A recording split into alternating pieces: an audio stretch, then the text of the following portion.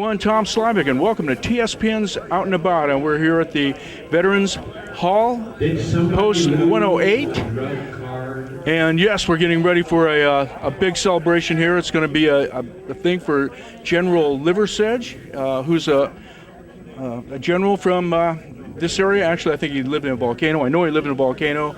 And he was the commanding officer at Iwo Jima. And so there's a celebration here today, and one of the things is going to be a play that Patrick Burns, how you doing, Patrick? Good to see you, has written a one-act play from Amador High School. And Amador High School has been writing one-act plays way before I got here, so it's been at least 27 years ago. Long time. Giles Turner, theater named after you, and you've been here as long as I've been here, much longer.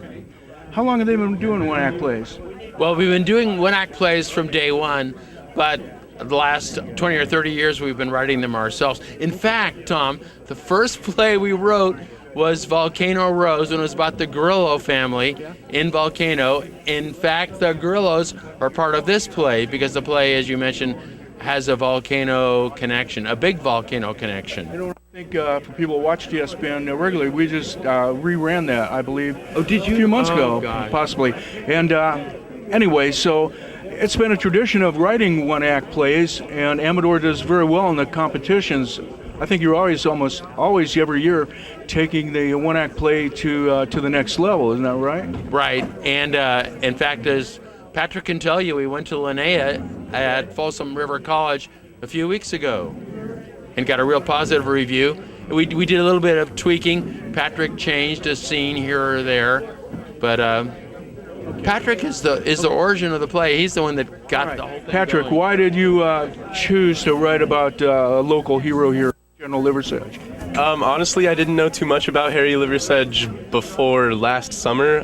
Mr. Turner came to me with the idea, and I'm pretty interested in history and stuff like that, and we kind of just ran with it. We talked to a couple people in the county, Bill Taylor. He gave us a lot of information. We contacted the grandniece of Harry Liversedge and got a little bits of information from her, and we just kind of ran with the story. Did anyone tell you why they call him Harry the Horse? His stature, and he was a track star with long strides, and basically his large physique. I mean, he wasn't a small man. He was a big guy. Yeah. Okay, so you wrote the play. It's one-act play. About approximately how long is it? So one act, I guess, just starts and goes through. The scene never changes. Yeah, 25 minutes about. There are scene changes, but it's pretty fluid kind of production. But yeah, usually one-act plays are 20 to 45 minutes. All right, now, is this what you would like to do maybe later? Stay in theater, drama? I don't think use so. it later in life? To me, it's just sort of a hobby. I mean, I just enjoy doing. I think it would be far too stressful to pursue it as a career. Probably would. Okay.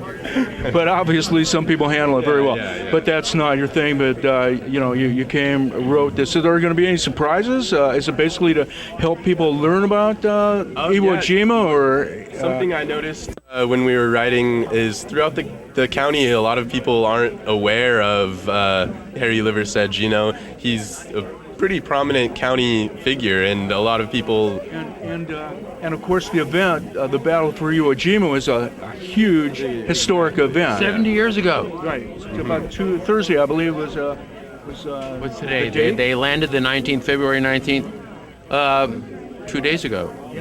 And then when they took the mountain and raised the flag. Were you amazed at the losses, the amount of casualties that were taken in World War II? Oh yes, The island, the casualty rates on Iwo Jima were horrible, and the Japanese, they all went. They didn't survive at all. Yeah. It was Nowhere to go. I believe 20,000 Japanese, maybe a couple hundred taken prisoners. Of course, they didn't want to be taken prisoners, Right. And quite a battle. I believe we've lost about 7,000 Marines with probably 20,000 casualties on our side as well. Yeah, Bill Taylor actually, he kind of illuminated to me the difficulty that Harry Liversedge was faced with, because geographically, Iwo Jima as an island is barren.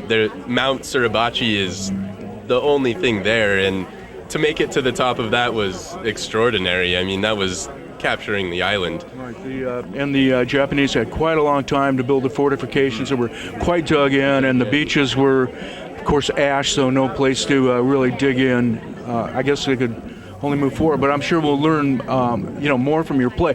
Did you watch the movie as well, Iwo Jima?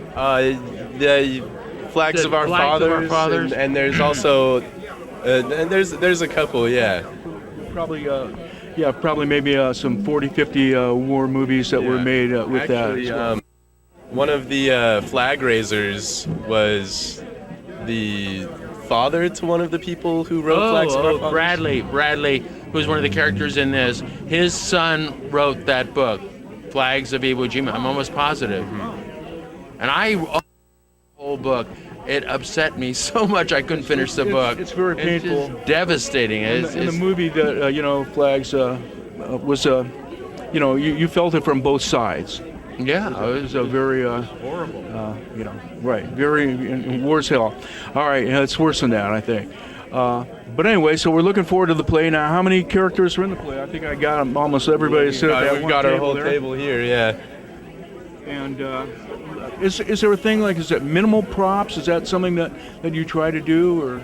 Yeah, there's minimal costumes and sort of a minimal use of props, and it's a very fluid transition through scenes. The props are all on a back table on stage the whole time. Characters go and grab them through scene changes. How much does the cast input into your production? Oh, a lot. We meet every Wednesday, and I mean, I wrote the scripts, and we come and edit, and people say, hey, this doesn't really make sense, and I say, hey, it doesn't make sense, we'll change that, or I don't feel comfortable saying this word.